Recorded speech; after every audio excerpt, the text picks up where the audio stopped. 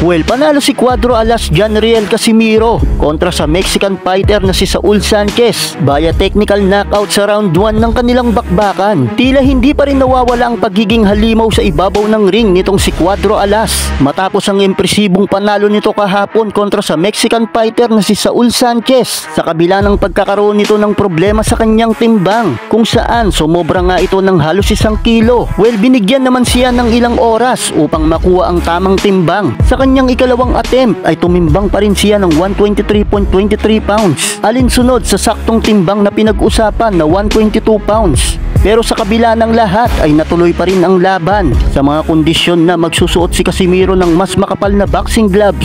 Well, pagdating sa ibabaw ng lona, marami ang nagulat sa ipinakita ni Casimiro sa unang round ng bakbakan. Pagtunog ng bell ay agad nagpalitan ng mabibigat at matutulis na suntok ang dalawang mandirigbang boksingero. Agresibo ang ating pambato at pinatikim niya kaagad ng knockdown ang Mexican boxer na si Sanchez.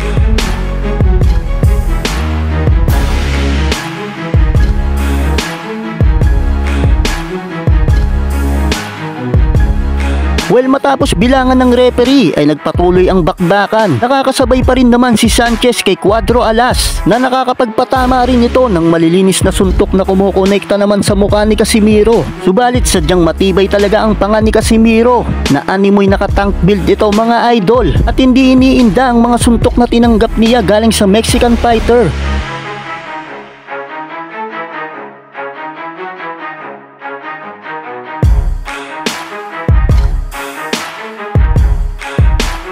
Nagpatuloy ang bakbakan sa pagitan ni Sanchez at Casimiro. Maya-maya ay biglang pinakawalan ni Casimiro ang isang malakas na left hook na diretsyong kumonekta sa mukha ni Sanchez. Bagsak ang Mexican boxer.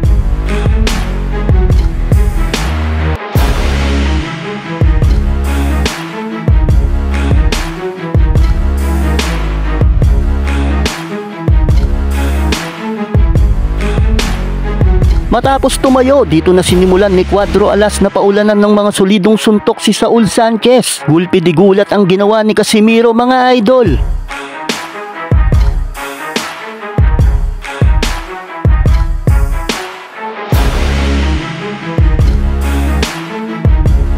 Dahil di na ito makasagot ng suntok, ay inawat na ng referee at tuluyan ng itinigil ang laban. Well, panalo si Janriel Casimiro via technical knockout sa round number 1. Well, nakakabilib din ang ipinakitang tapang ng Mexican fighter na si Sanchez dahil nakipagsabayan ito at hindi umatras kontra kay Cuadro Alas.